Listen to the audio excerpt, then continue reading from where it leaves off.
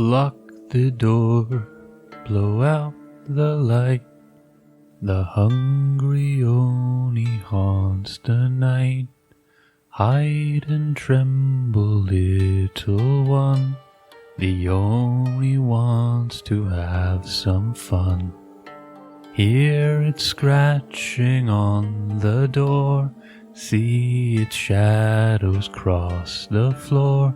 The sun won't rise for quite a while.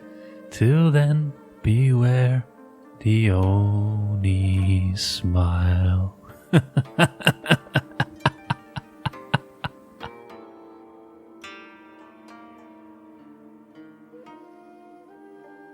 The Children's Rhyme, found in the Monster Manual on page 239. Copyright Wizards of the Coast 2021, used without permission. Please don't sue us.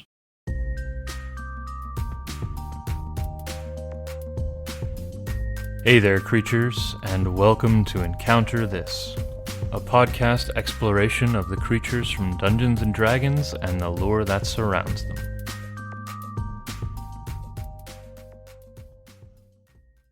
Hello again, creatures, to another episode of Encounter This. After our milestone of 50, we come into episode 51 with Oni. Oni? Is it Oni? I've always assumed it was Oni. How else would you pronounce it? Now you've got me second guessing everything. Onai? Oni. I don't know. Oh, it is Oni. Okay, good. Yeah, you're okay. Yeah. Well, thanks for the confirmation from my co-host, James Keemon Kidd. I, of course, am Freeman Sithilis Easton. Tried to make that a TH as best I could. We will be looking at Oni, who appear on the Monster Manual, page 239. Take it away. I guess I should start with the caveat that we're two white boys and maybe it's not pronounced Oni, but that's how we're gonna go with it for this episode. As always, super possible we don't get it right. This is how I've heard it pronounced in every iteration of pop culture I've heard it in. Mm-hmm. So we're gonna go with that. Sounds good. And Oni are prevalent as hell. They've appeared in every edition of Dungeons & Dragons, with the notable exception of 5th edition, where they appear as Oni mages. Oni mages have also appeared in all of the other editions, so today we're going to kind of lump them together and talk about them as a whole. But as far as 5th edition is concerned, this is the Oni mage, or ogre mage, I believe is the alternate name. Okay, fair enough. So in D&D, they are magical ogres called Oni or Oni mages, though they are only distantly related to ogres. These are the fearsome boogeymen that haunt the night. So like when you're a kid and you're afraid of the monster in your closet, it is an Oni. Oh. And they haunt the nightmares of adults and children alike, but they are real. That's some straight up Freddy Krueger shit. Okay. They are known to be powerful, intelligent, and incredibly cunning, as well as brutish and pure evil, and they delight in the suffering of others. Got a pretty common mode of operation so far. Yeah, exactly. I'm going to go ahead and guess these creatures are very evil. Yep. They stand about 3 meters or 10 feet tall, so they're not small creatures. These are hulking beasts. And they weigh 320 kilos, or about 700 pounds, which is around the weight of a standard muskox, as opposed to the unstandard muskox. Right. The alternative muskox. Yeah. Do they have, I'm just going to maybe jump ahead here, but do they have any magical ability to make them fit into closets? Because that's large. They do. Yeah, they do, actually. Oh, they do? Okay. All right, cool. All right. Keep going. They are generally humanoid looking, which, as we've kind of established previously, is essentially bipedal. But they look like demonic ogres. So they've got blue-gray skin. They've got the same kind of dark hair, scraggly, short ivory horns, usually on the top of their head, but can kind of actually come from anywhere. Very dark eyes with white pupils, black teeth and claws, and sometimes they have extra eyes or missing fingers. Oh, okay. They are well known to enjoy the delicacy of human baby. Like a hag. Imagine that. Imagine that. And to get said baby, they can change their size as well as their shape to look like anyone. Though they do tend to prefer to be nobility for all of the reasons that you can imagine. The finer silks on their skin, the shinier armor, the more respect they get in culture. Right. So in the daylight, it will hide in its human form and attempt to gain the trust of its prey. Kind of like a hag. Yep. And its end motive is always going to be to steal from them, gain property, or steal people, specifically babies. Yep. They do covet magic, and they will work for evil wizards or hags, usually in exchange for said magical items, but the Oni will only serve a master for its protection or benefit. You cannot coerce an Oni into service. Okay. Yeah, it's there's just a whole string of familiarity here in some of the creatures we've already covered, and I'm glad that was already in there, that they would work for hags. Makes sense to me. Yeah, I think that'd be more of a partnership than an employee-employer right kind of scenario. I mean, it would have to be, because hags are kind of almost just the same way themselves, right? Like, even when they get into a coven, they'll only do it if it benefits the three of them, not that because they are under someone else's sway, you know? Yeah, exactly. So if we take a look at them real quick through the editions, I've sent you the art there in Discord. The 1E edition almost looks like what you would think a traditional Japanese Oni would look like. It's got kind of like these soft knee pads. It's got like this, I think those are daisy print pantaloons. It's got a single pauldron for some reason, and one horn on its head, a bulbous nose, and that scraggly long hair that we've talked about. Mm-hmm. I quite like that art. I think it's a real classic, and probably very closely based to a lot of Japanese art. Yeah, it's something that feels a bit authentic about it, which is kind of nice. Yeah, even that cross-hatching shadow underneath its left arm there. The 2E art is wild. This thing has like a human being, two human beings in a quiver on its back, and like, oh wow, I didn't even see that. Oh, that's so creepy. Yeah, and it's wielding a full-size scimitar as a dagger. Yeah, it looks like it. Eh? Holy jeez. Yeah. Also dressed in kind of more traditional samurai garb than the original one. The original one looks kind of like a Japanese gladiator or fisher. He's got like this ponytail, but it's like standing up for some reason. It doesn't look like it should. It looks like it's been swinging around or something. It's weird. Yeah, I can't figure that out at all. Oh, but these two small, and like, I mean, assuming this creature's large, those bodies wrapped up on his back must be children, because a human wouldn't be quite that size by comparison. It'd be bigger. Like, oh, that's weird. That's so creepy. And the 3E art kind of just looks like a blue Hellboy. Yeah, it's way more ogre-esque, isn't it? Yeah, and it's really, they really lean heavily into the contrast here. So one of the things I've been learning more as I paint is like, is the difference between light and shadow, and they really heavily lean into the shadow, so it makes it look like it's got these huge, like, tumorish muscles. Like they look uncomfortable. They're definitely vanity muscles. It looks far less traditional in that sort of Japanese aesthetic.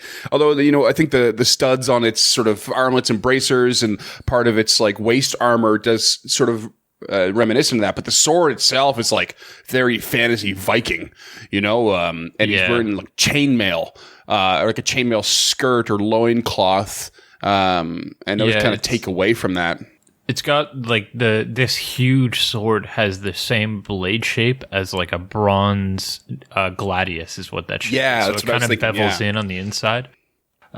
And it looks out of proportion. Like it looks like its upper body is legitimately 2 to 3 times the size of its legs, and it's weird. Yeah, it's totally left field. Usually 4E is the left field one, but 3E is definitely the standout so far. Yeah. That being said, the color on it is just spectacular. Like whoever really did the lines and the color on this just did an amazing job. The 40 art kind of looks like a Jin. Every time I look at it, all I can see is a Jin or a genie. Like not like an Ifriti, but like a Dao, I think is what they're called. The Earth Elementals. The Earthen ones. Yeah, that's what I was thinking too. I love it. I think it's fantastic. It's got the same kind of, I think those are like lilies on its pants as opposed to the daisies that were on the 1E art.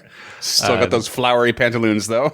Yeah, tucked into its boots. It's got this really nice waist scarf. It's got the traditionally Japanese tied pauldrons. Like it's good. I really like the 40 art. Yeah, that's cool. And the 5e art is just a wild departure. It looks like the original appearance of the Incredible Hulk if he smoked meth.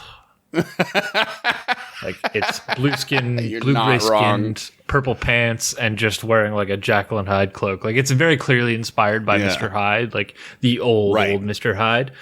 Totally. Not wearing armor at all. Yeah. It's just he's just got these long claws and just sort of looming menacingly. It really does look like a methed out Grey Hulk. I'm not a huge fan of this artwork based on what this creature's supposed to be. I really like its face. And I like how menacing it looks. There's something about the 5e art that just really, the emotions come across in the expressions better than some of the other art. Yeah, it's a good piece of artwork. It just doesn't aesthetically match up, to the others particularly. And I mean, just the sort of, I guess, in general aesthetic stereotypes, I suppose. It does very much look like it's more likely to hide in your closet than the others. Yeah, for sure. And I'm sure that lore came from 5e. So, but that's pretty much it for the D&D stuff. Honestly. It's pretty clean, it's pretty concise, and it's more importantly, it's consistent across all the generations. Like they didn't really change anything for 5e; they just reiterated some of the old stuff, which I think is great. Okay, so they hide in the closet. They're evil. They like to eat babies, and they can transform themselves into anybody. Gotcha. Pretty much, yeah. But we do have some cool fun facts from 5th edition and earlier edition, and this is the kind of stuff that I really like. I don't know why I really like it, because I hate the crafting mechanic in video games, but their body parts can be used for different things. So a potion of healing uses Oni blood because of their regeneration. Oh, okay. Potion of growth uses a quote unquote special gland. You can figure that one out for yourself, listeners. I don't think we need to get ourselves removed from the iTunes stores. Just a couple of Oni giblets in the old potion of growth. Yeah, if that's what you want to think it is, sure. Yeah. Think human horn. Yeah. And a potion of gaseous form uses their teeth. This one, I don't get this one, but the other ones I get. Okay.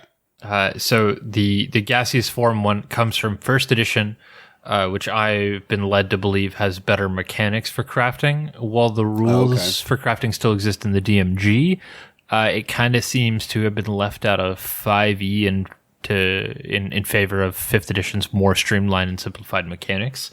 Right. So like this stuff is still technically accurate in the lore, but it doesn't have its place in 5th edition, which I think it's kind of a shame, but there's a party that always wonders too, though. Like, there would have to be more than one way to make a potion of healing, because if you can only ever use a drop of Oni blood, then it's hard to justify how commonly you can purchase one.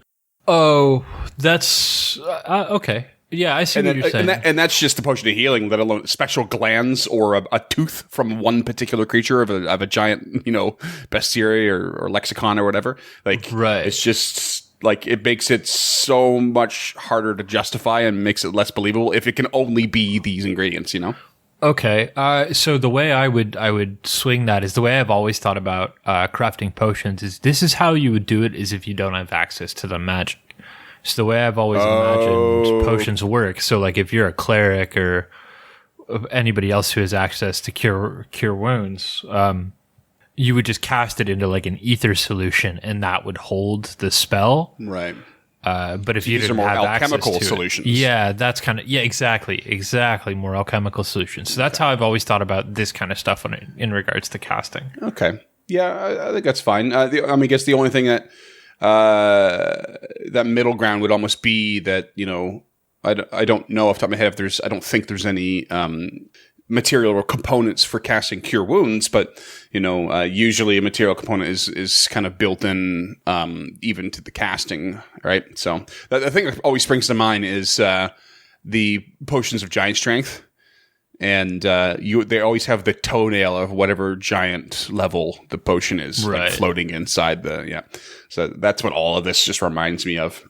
I like to imagine, I think I've always imagined, without really thinking about it, that it's been a combination of material components, alchemical bits, and magic, but very much depending on the potion. And one thing's for sure is 5e has not really dove into alchemical stuff very hard, not until the Artificer really officially came out. And even then, it's very loose. Right. And like non-specific. And there are quite a few spells like Cure Wounds that is just a verbal and somatic component. So this kind of gives you an option if you're a ranger or what have you to kind of go around that. So right. Good food for thought for anyone who wants to run a very low magic campaign, and kind of explore these more alchemical approaches. And maybe certain potions can really only be found in certain areas, and as a result, Yeah, for sure. So I actually wrote a campaign, or the first book of a campaign that never really got off the ground. I don't even remember why I did it, but it was going to be a very short campaign, but nobody in the party wanted to play a healer or anybody with any access to healing magic. So I worked out a system where you would gather like roots and stuff and bring it to this NPC who would then create healing potions for you. So right, cool. I'm sure what my point, I guess, is that somebody better than me has divined a system for this. If you're looking for it, you just need to find it. Oh, it's definitely out there somewhere, guaranteed. Yeah. So I'm with you when it comes to crafting in games, particularly video games. It's usually either too shallow or too convoluted, or somehow both at the same time. But you can pretty much guarantee that when it comes to a tabletop RPG, someone or someone's have pulled together some comprehensive list and set of like recipes and stuff like that. It's got to be out there. Yeah, for sure. Just search around. I hear Reddit's a good resource for stuff like that. Oh yeah, big time. Yeah, you'll find it. Beyond that, we have a couple of honorable mentions from the 5th edition lore, or 3.5 edition or previous edition. We have a couple of honorable named Oni. They're Scythilis. I swear to you, I practiced all these. Scythilis and Kryvisnia. They ruled the Scythilician Empire from the Small Teeth Mountain Range, and they led an army of goblins, kobolds, ogres, and hill giants. It was this empire that led to the Scythilician War that lasted over 4 years for the southern empire of Amun, which is a completely different continent to Faerun. And that this appeared in The Power of Faerun. This is an adventure from 3.5, which we'll actually have linked in the notes. Okay. So if I understand it correctly, your path in the adventure is to go up against this army and prevent and win this Scythilician war. Like that's the adventure path. So through subversion and all that stuff, I guess. I did not read it, if I'm being build an army. Honest. Yeah, who knows? Yeah. Okay, so that's the D&D stuff out of the way. Okay, means we're gonna get into the cultural lore, and I guess because I tend to pick these, I am going to give out a disclaimer, which is in our show notes if you're a Patreon subscriber. I don't speak Japanese, Chinese, Hindu, or any other language found within, though I'm going to do my absolute best.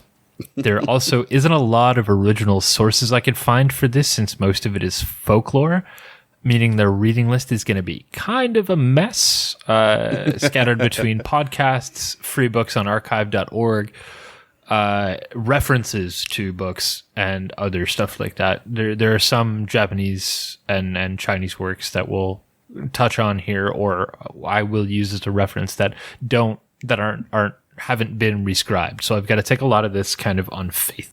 Right. Okay, that being said, I legitimately believe in my heart of hearts that I'm going to do a pretty good job at these pronunciations because I practiced them, I looked them up, and I think for a white boy, I've got a pretty decent Japanese accent. Okay. Okay, that out of the way, let's have some fun here. I'm gonna have a drink because this is not gonna go the way I want it to go. I can't wait. All right.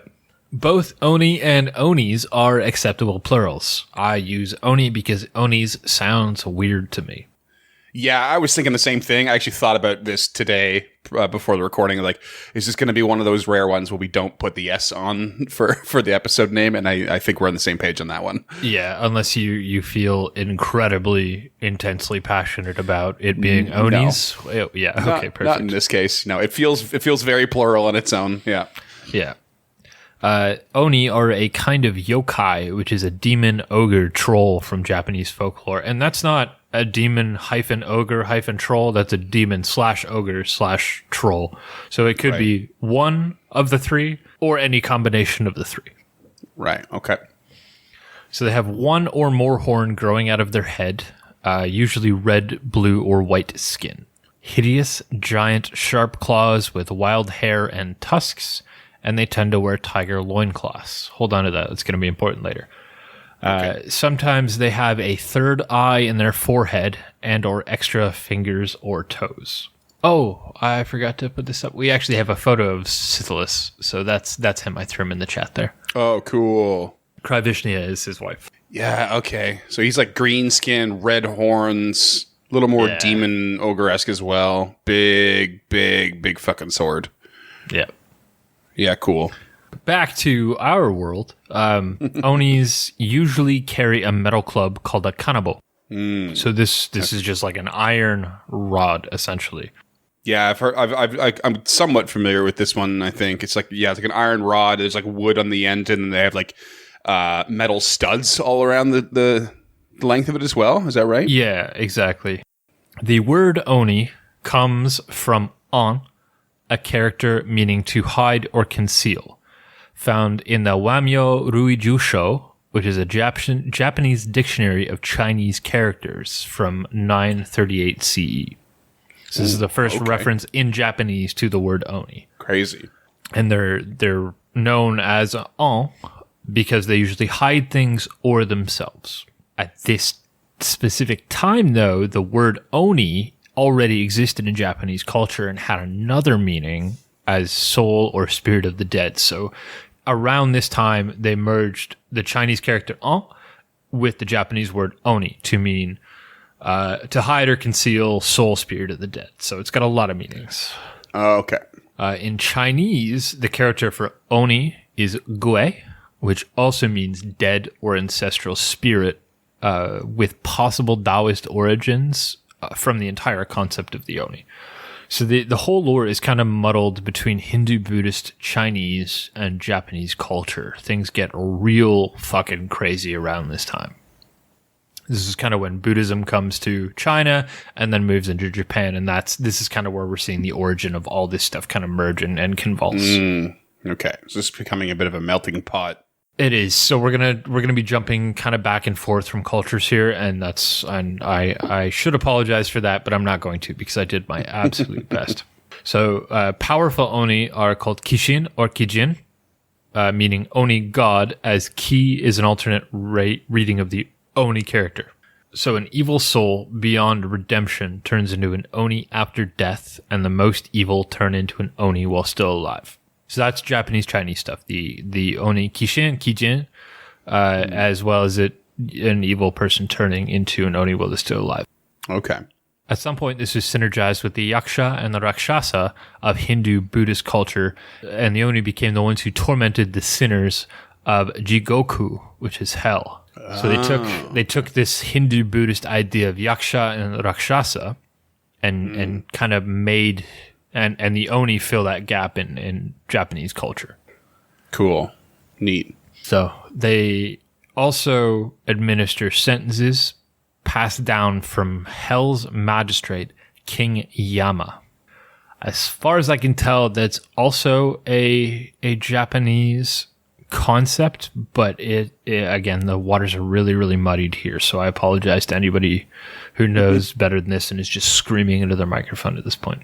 In the Taoist book, the Onmyodo, the ways of the yin and the yang, the northeasterly direction is known as Kimon, or the Demon's Gate. So this is considered unlucky, and it is relevant because the zodiac signs for north and east are the ox and the tiger. Ox for tusks and tiger for loincloth. Oh. Does that make it a large coincidence that you chose a musk ox as the weight comparison? No, that was legitimately what came up when I put it into the thing. Yeah. So good. Yeah. So to this event, a lot of temples are built facing northeast in order to guard the civilizations beyond them. So specifically, we have the example of Anryakji, which was built in 788 northeast of Kyoto. So this temple was built well before Kyoto was built, which was the original capital of Japan. And it was built before they even started building Kyoto because they wanted the temple up and going to protect the newly born city from the Oni, from that northeasterly Oni direction. So they're facing the temple in the direction where they feel danger will come, so they can keep an eye on that. Is that the idea? Exactly. The temple acts as a guardian or a wall from these evil spirits. All has to do with the zodiac that I don't truly understand, and I'm not going to pretend to understand it, and it didn't feel relevant enough to go into detail here. Fair enough. There we go. Superstition at its finest. Building temples. It's actually, to this day, I believe it's still referenced in feng shui. Oh, yeah? Yeah, I saw references to it, but I wasn't going to get too deep on... I don't want to say pseudoscience because it's not a science. You were going to give feng shui the time of day. I got no problem with feng shui, honestly. Like, if you believe, where's your wealth corner? I don't actually know any of it, but like, like that kind of stuff doesn't hurt anybody. We're not talking like the Christian Crusades, like that kind of inexcusable crap. Like if you put a plant in your, I don't know, south corner to bring you money, like that's fine by me. I don't mind. You want to put your door in the northeast so that you can see any demons coming? Like I'm that's fine a decor faux pas. How dare you? Anyway, so there are some other practices in modern day culture. There's one here that I really like. There's a bean throwing custom to drive out Oni, practiced during the Setsuban festival in February. Okay. So the festival changes based on the year. It's the day before spring in the old Japanese calendar, so I couldn't narrow it down, but it was like February 2nd or something like that in 2021. Okay. So people throw roasted soybeans. Okay. Setsuban, roasted soybean. I don't know if you've already drawn that connection, but nope. What's Setsuban? Setsubin. Oh, nice. So I'm pretty sure this is where that comes from. Like the Setsuban festival is the Setsubi, and just, kind of an English pun on Setsuban is Setsubin, which is the bean that heals you in Dragon Ball Z. Yeah, beautiful. Classic. Yeah. So people throw these roasted soybeans, shouting, Oni wa soto, fuka wa uchi, which means Oni go out, blessings come in. Normally they'd throw it from inside of their house to outside of their house, but it can kind of be done everywhere or anywhere from what I've seen. Okay. Lately, however, like in the last 150 years or so, Oni have kind of taken on a different role in Japanese culture to the point where they've lost some of their evil nature and actually kind of been bestowed a guardian role. Oh. So in festivals and parades and things like that, men will often dress in Oni costumes. I don't want to exclude women from this, but I only ever saw references to men. So I don't know if women can dress in Oni costumes. But the theory is that the Oni is so scary, it's so terrifying, that it will frighten away the concept of bad luck. Oh, okay. That's weird. Yeah. Well, it's not that weird. Like it will scare away. Make it positive? Well, yeah, it'll scare away other evil spirits, is essentially. So, to touch on one of our earlier episodes, Oni are now built into like the rooftops of buildings, like gargoyles, for the exact same reason, to scare away evil spirits and bad luck. So like they're so scary that all other evil is scared of it. Exactly. Yeah. So now they've kind of become the Japanese gargoyles. There are more than enough famous Oni, and we will have plenty of stories linked in the show notes to different ones, but there are two that I really like. The first one is Kijo, which is a woman who changed into an Oni due to karmic justice. This was specifically female, so only women can be Kijo.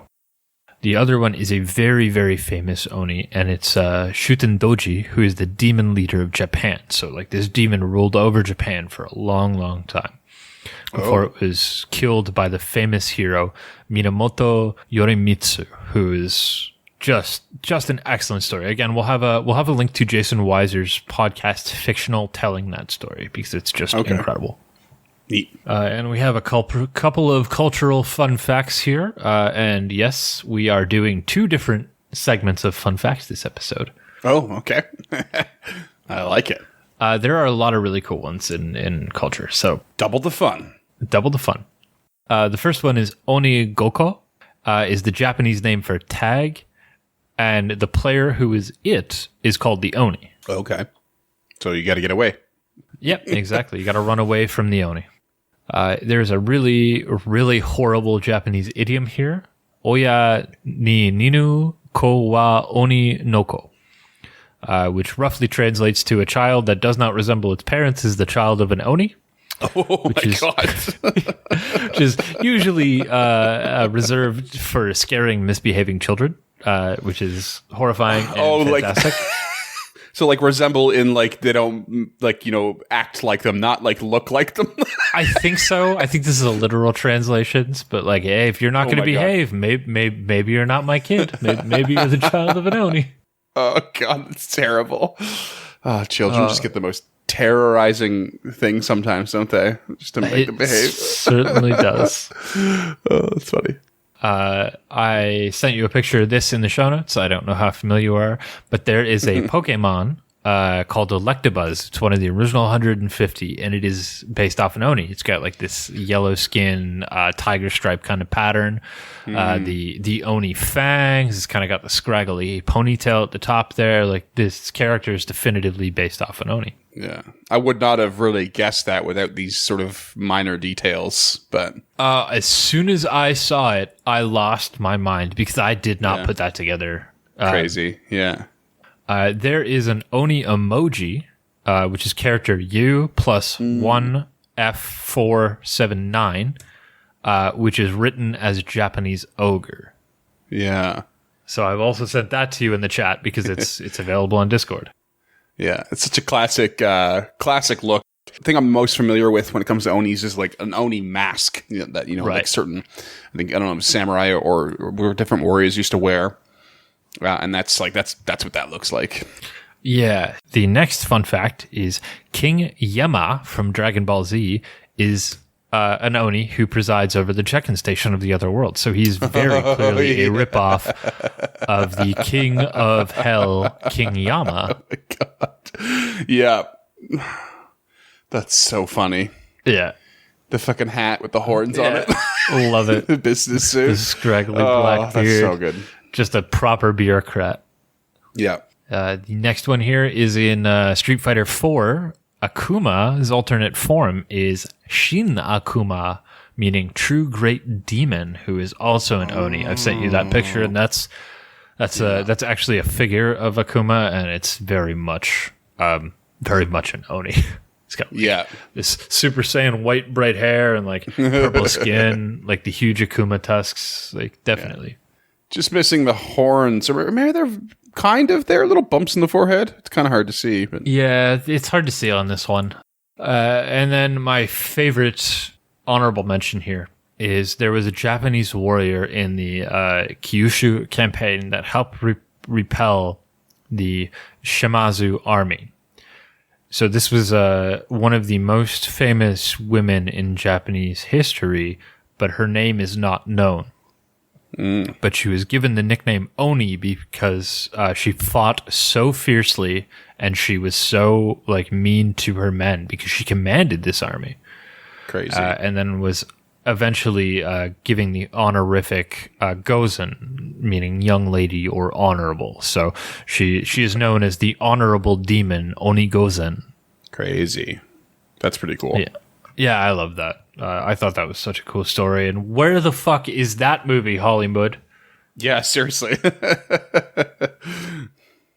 No. They don't. They're afraid of the strong female protagonist. Remember? It's really hard to forget. Seriously. Anyway. Well, I mean, obviously there are lots of similarities and lots of differences. Yeah. Specifically, the appearance is very similar. The differences really lie in it's a as far as I can tell, its penchant for eating children is the biggest difference. Mm-hmm. I didn't find. I'm not saying there is no reference to that, but I didn't find any references to that. Right. Yeah, and I mean, because the 5e lore is fairly shallow, I wonder if some of the other editions include this, but despite the fact it does say they are like a demon, it doesn't really go into their connection to actual hell or anything or other demons, whereas the cultural lore dips into it, right? It certainly does reference that. Yeah, it definitely references them being, the whip masters in hell, if you will. Right. Well, in hell, when being tortured by the Oni, one could always really use the delicious blackmail stout. That's easily my worst transition ever. And the scathing fiery hot fires, the fiery hot fires of hell, a nice refreshing stout. You know what, Freeman? It is pretty dark lore. You know what else is dark? Strange Fellow's blackmail stout. That was way better. Oh, I'm going to keep your floundering in there just so they've got a point of that's reference. fine.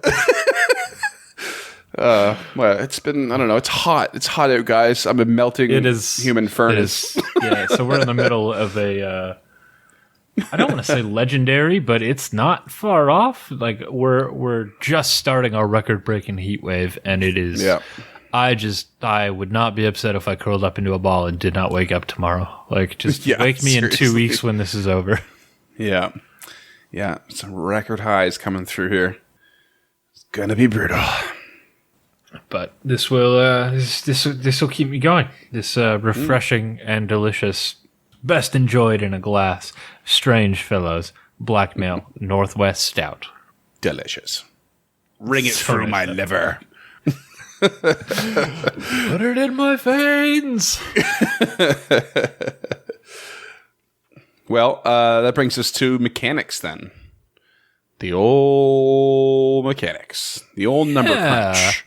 I'm not sure how I feel about their stat block. So let's walk through this together, and then maybe we can discuss at the end and try and figure out.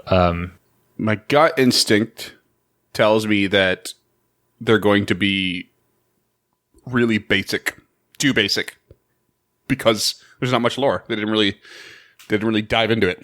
So, that's the age-old problem for us in the mechanics. Is the lore reflected in it? Well, there's hardly any lore, so I'm going to say it probably is. Yeah, that's fair.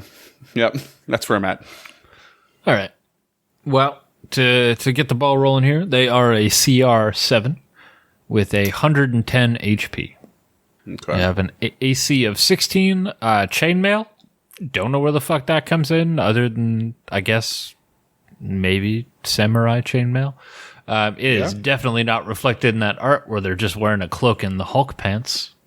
they got chainmail codpiece. That's where it's at. Just underneath. Yeah, sure. They are jockstrap, chainmail jockstrap. Gotcha.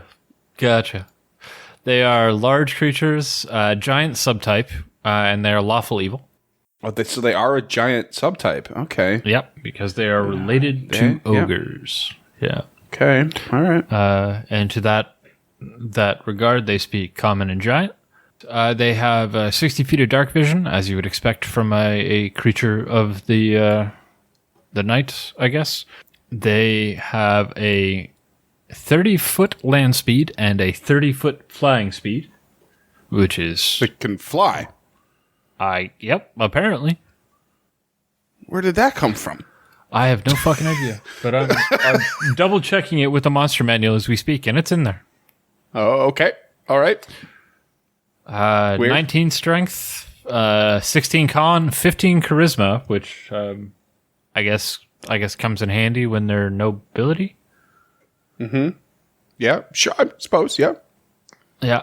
They have my least favorite mechanic, innate spellcasting, which I'm sure the listeners are tired of hearing because pretty much every creature we're going to cover from here on out has innate spellcasting. They do have a cool spell list, though, so I'll give them that. DC 13, obviously go fuck yourself. That's bullshit. At will, they can cast Darkness and Invisibility. Fantastic choices. Once per day, they can cast Charm Person. Fine. Cone of Cold. Don't really understand. Gaseous Form. Great, because it's reflected with the Teeth lore. Yeah. And Sleep. Also great, because it's much easier to abscond with a sleeping baby than it is to abscond with a woke baby. Awake baby, I guess. A woke baby? That is one woke baby. Yeah. Yep. Okay. I'm almost wondering about the innate spellcasting dilemma here, because if they have a fly speed, I wonder if it's like, on one hand, they could have just thrown that in the innate spellcasting that they have they can cast once per day fly. And then it would almost make a little more sense, like a tiny bit more sense, mechanical wise. But like instead, they just have a fly speed, and I'm just sitting here thinking like that sounds like something the Hag should probably have, especially if you're like leaning towards a certain number of stereotypes. Like these things are pretty similar to Hags. Why don't Hags just have a fly speed? Why do these ones have it? That doesn't really add up. Yeah, I don't know.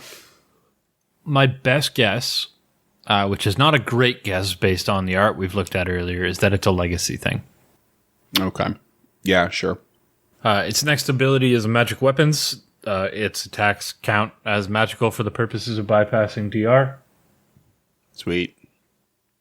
They have regeneration, which is great. Again, reflected in the lore, but so at the start of each turn, they gain 10 HP as long as it has at least 1 HP, which is an absolutely insane fucking caveat, but I get why it has to be in there.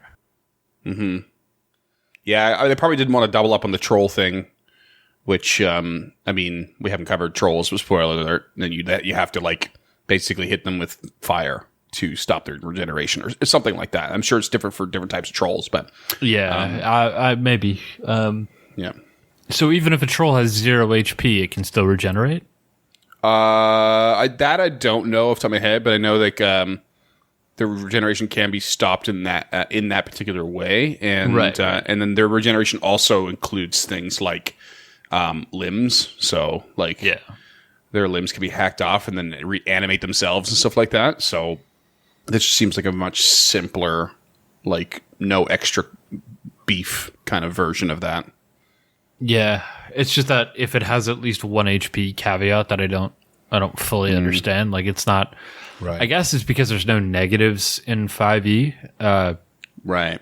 Because if it didn't have at least 1 HP, you'd have to bring it down to -10. So it's still a wild caveat to me. It has a couple of attack actions here, and I'm going to call them that. It does a multi-attack, so it can do 2 attacks from either the claws or the glaive. It's pretty specific in the stat block that it cannot do both. Okay. Well, a glaive is a proper two-handed weapon, and I would. It's also got a 10-foot reach. Okay. Yeah, it might just be a bit too unwieldy to like pull a hand off quick and attack with it. Probably wouldn't make a whole lot of sense, but yeah, exactly. So the claws are a 5-foot reach, +7 to hit, 1d8 +4 slashing. This is, however, only available in its Oni form. Okay. Its glaive is +7 to hit, 10-foot reach. In the Oni form, 2d10 +4 slashing. If it's in any other form, it's 1d10 +4 slashing. So it doubles its damage die in its Oni form. Right. Cool. If they were to change shape, I'm sure. Oh, you see, we're going to get into that next. I mean, just by the lore alone, it says they can take on whatever role they want or whatever shape and form. I'm just imagining a noble with really long nails, just so that I can still do the claw attack. Yeah, I know we've both been catching up on the wheel of time, but like a Shantan. Yeah, exactly. And then I don't know. It could almost be like a telltale thing where it's like, if someone catches the noble attacking with these long, like fancy fingernails, maybe it's part of their aesthetic to impress or deceive. But like they attack and deal proper damage and don't break their nails. Like someone might go, "What the fuck are you?" Like, it could be a very telling sign that this is not just some normal dude. I don't know. All of a sudden, one day, Jordy just had a coke nail. What do you do? Yeah. Anyway. Yeah, I mean, I don't see why it couldn't do that. Or why it couldn't just grow its nails as part of this next attack action. The sad thing is that that's the most inspired thing I've gotten so far from this creature. It's just not much coming on here. Tell me about change shape. All right, so change shape also counts as an attack. It polymorphs. However, it's not specified as the spell polymorph, which would make it subject to detect/dispel magic, which is a pretty interesting caveat to me. And polymorphs is not italicized in the monster manual. Okay. So it polymorphs into a small or medium humanoid or a large giant or back into its Oni form. Other than its size, the stats are the same, though its glaive shrinks. However, when it dies, it reverts to its true form, as does its glaive. I got a lot of problems with those couple of sentences, but... Okay. The first is, if it polymorphed into a large giant, where's that reflected in the stat block? Does it still have the claws? Does it still have the glaive? Right, yeah, because it does specify Oni form only in these things, right? But that's technically not in Oni form. Technically. Actually, I'm rereading it, and the glaive does not specify Oni form, but the claws do. Oh, okay. Oh, it's listed based on the size of the creature. So the glaive does less if you're a smaller medium form. Yep. It seems that way, yeah. Yeah, okay, so that's my bad. That's fine. Yeah, I'll tell you, just quick fix, even right there, is just give him a punch. Give him a punch instead of claw. If he's a large giant, make a bludgeoning, call it a day. Yeah, I hear you. I think by the rules of 5e, we would have to call it a slam, but yes, I agree completely. No, call it punch. I insist. I believe a punch is a one damage. Oh yeah, there is a technical one for that, isn't it? Damn.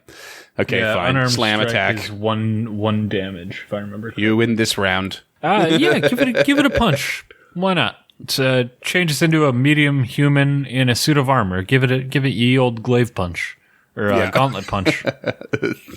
I'm sold. And speaking to your uninspired comment earlier, I agree with you completely. Now that I've gone over the stat block for a third or fourth time at this point, I think they could have done a lot differently. From the chainmail to the flying to the spell lists. I do like the spell list. I mean, it does mostly feel appropriate. There's some heavy lifting spells in there, but yeah, I gotta say, I just hate the charm person spell. Yeah, I mean, it's certainly not a combat thing. I learned it the hard way. One of the first times I DM'd a proper pre-written adventure, and it was when we ran Ghost of Saltmarsh, and I misread it, and I used it wrong, and hoping that I think it was more of a control person kind of scenario, or that it had far more effect. It's like you just sort of I perceive you as a friend, but they're not just going to obey your command. So it's certainly in there simply for that disguises a noble kind of scenario, guaranteed. So it's Yeah. like it's one of those Wizards things where it's got to be there to like make a little more sense. The lore make a little more sense, I think, but it's just not very necessary. You just don't need it to be there because it's listed as a once per day thing for the GM, but like you could just make them charming and just write the story around that. Like just that's it. You just don't need it. Yeah, you've just absolutely nailed my problem with innate spellcasting on creatures. Is I have this little thing at my disposal called GM Fiat. Like, what the fuck does it matter? It can cast Charm Person once per day. It can charm whoever the fuck I want it to charm. Yeah. Without the proper character prompting and insight roll, it'll charm whoever I want it to charm. Right. Yeah. And it doesn't have to be a charm effect, or a magical charm effect per se, or maybe it is, maybe it isn't. But if you're meeting an Oni that's like already infiltrated some sort of court, royal court, then whatever. They don't need to have this, like, you don't need to overwork and give yourself this background mechanic where there's a chance that once per day they'll expose themselves.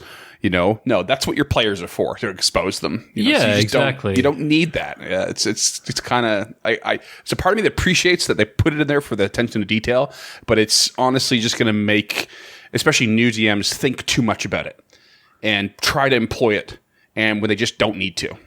I don't mind that part of it, and I guess you're right. I guess it is for new GMs, and I'm starting to feel my age. I'm starting to feel like a veteran DM at 5e at least. Like 6-7 years. I'm going to be getting my 10-year chip before I know it here. It's stuff like this that you're absolutely right. It does confuse players. Like the darkness at will, the invisibility at will. Cool. But like if you can only use Charm Person once per day, and we're talking about a social encounter. Yeah. Which is what Charm Person is used for. Just up the charisma. Like, right. Yeah. If I'm going to roll on it, I'm going to roll on it. Or if I'm going to use Charm Person, like it's the same effect to me as making a diplomacy check against the players. And, those dice can tumble behind the screen without them ever knowing why it tumbled. Even if the screen's open, you can throw dice without your players ever needing to know what you're rolling about. Like, you can make any check you want passive by just adding 10 to it. So why would you even bother with Charm Person? Like, there is a basis for passive insight in 5th edition at this point. So, like, for sure, yeah. The only other thing I can think of is that on the player side of things, some might argue that it's if this were to use appropriately, perhaps that it gives the chance of a particular build of a character to take advantage of, say, an advantage on a charm effect or a magical effect. I'm trying to think off the top of my head what perhaps race or a mechanic in a class would have that, and I can't. But I think should something like that exist? Yeah. Also, it's like magical effects to be put to sleep. Or they can't be put to sleep, and then there's other magical effects, something along those lines. But there is some basis for that, and that, like, if you simply strip it and you are having a proper social encounter engagement between the party and this particular creature that's that is polymorphed and trying to fool you, then perhaps a player might say, well, I deserve the opportunity to use what I have to my advantage, appropriately. But that's just it's such a specific thing, such a specific scenario for that to go down. And even then, most of what you're doing is probably kind of secret. So what I'm trying to sort of describing here is what I think would be like a longtime DM that's playing, as a player, and just knowing how things are working in the background, or having an idea and then like making the claim that, hey, you should have done that, because I could have maybe succeeded because it's a magical effect. It's not just him being a smooth talker, so on and so forth. You know what? I actually like the story that you're pitching me. I like the idea of it. My only problem with it is doing something like that around the table. So, like, imagine you and I are doing a social encounter, and I cast Charm Person on your PC. And let's say you do have that ability where you can just, roll twice. Like I decide that your character is the most scrupulous of the group. So I'm going to use that. I'm going to bust that once per day charm person load on your PC. Right. So I ask you to roll a save for it. My problem with that is it gives the concept of that away to the group. One of the best parts about playing online to me is that I can just drop a whisper in the chat to you and be like, hey, I need you to roll a will save with advantage. Like I love one of the only saving graces of playing online is the ability to do that, to take you hide aside it from the rest of the group, have an encounter with you, and be able to hide every aspect of it. Like I can take you out on the balcony or into a different room, and we can role play that encounter. And I'm not beyond doing that. It just doesn't come up in our games. You guys decide you're never going to split the party, right? But in online, we can do that. So I see the merit in that online, but in an in-person group, I guess the GM who wants to play cards like that close to my chest, because I don't. Specifically with our group, I never know how you guys are going to react. Like there's been many times where I've given one player information in front of the rest of the group, and you guys have been so good about segmenting and like not putting that information into play. But imagine having a group that wants to dogpile on that, and it's like, okay, I cast Charm Person on you. Okay, you fail. And then everybody else around the table is like, hey, I want to roll an insight check on this social encounter all of a sudden when they have absolutely no reason to.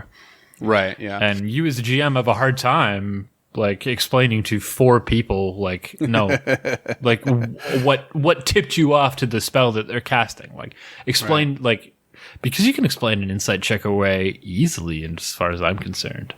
Well, I mean, yeah, for sure. But you're also looking at I don't know what's the save for Charm Person. Do you know?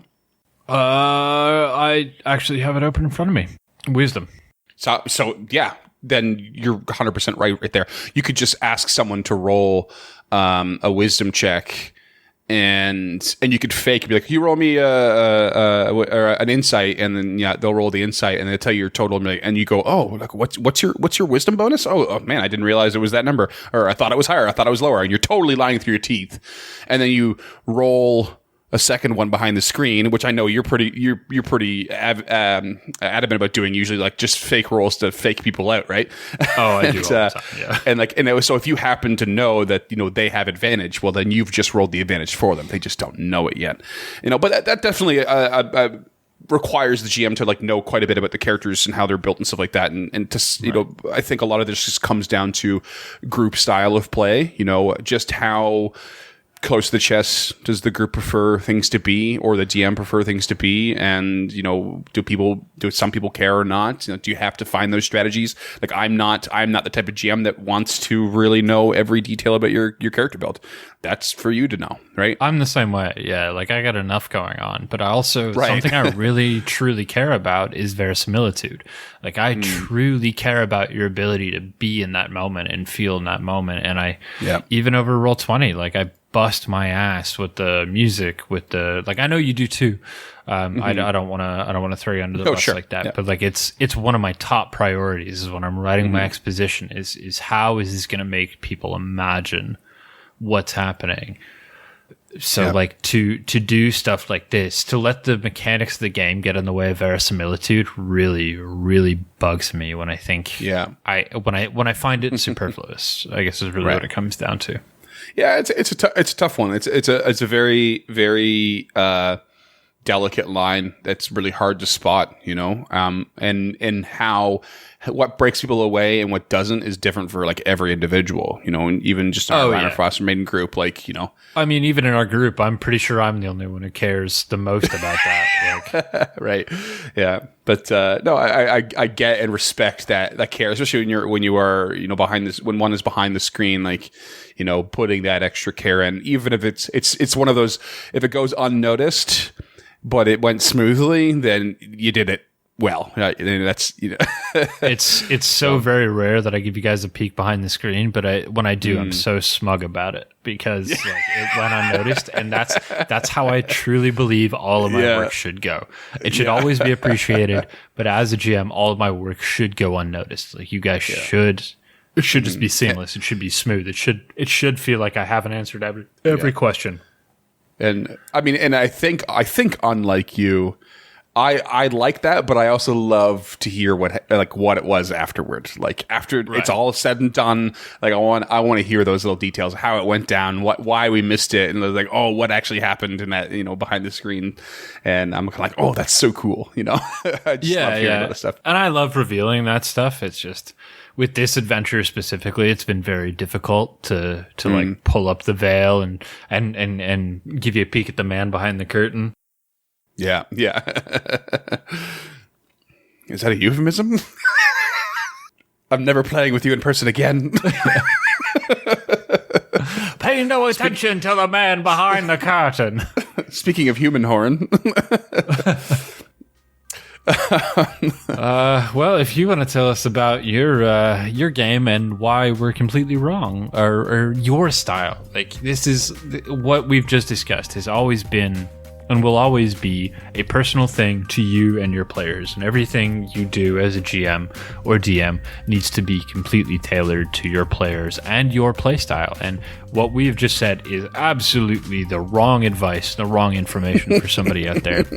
And if you want to let us know that you're the person we're not catering to in this current moment, we'd love to hear from you, because we need a little more information. We need a little more activity from the audience. We need somebody we can reach out to and be like, hey, sometimes when Freeman and I talk, it's just an echo chamber. What do you guys have out there? So that's what the whole point of this segment of the show is for. And please, send us that email at info@encounterthis.ca. Hit us up on the socials at EncounterPod or Instagram at encounter.pod.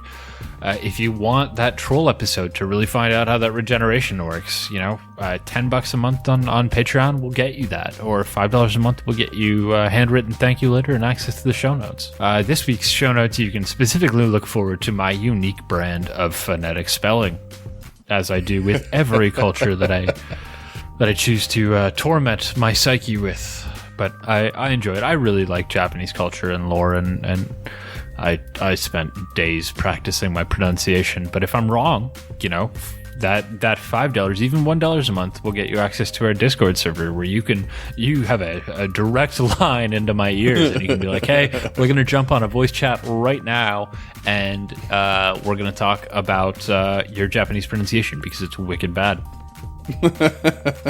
Or if you want to play some games with us, like all my gaming stuff is in the Patreon lounge on our Discord. My Switch code, my Xbox handle, all that stuff, it's up there for you guys to listen to. So if you want to play some games, if you want to check out anything I referenced, because I worked really hard on the reading list for this episode, that can all be found in the description of this episode or on our website encounterthis.ca. So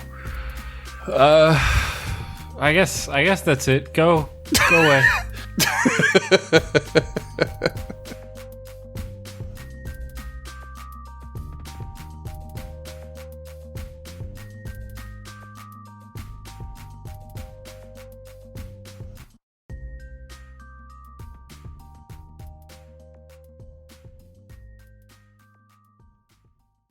The music in the intro exposition was written by Will Savino at Music D20. You can find and support him at patreon.com/musicd20.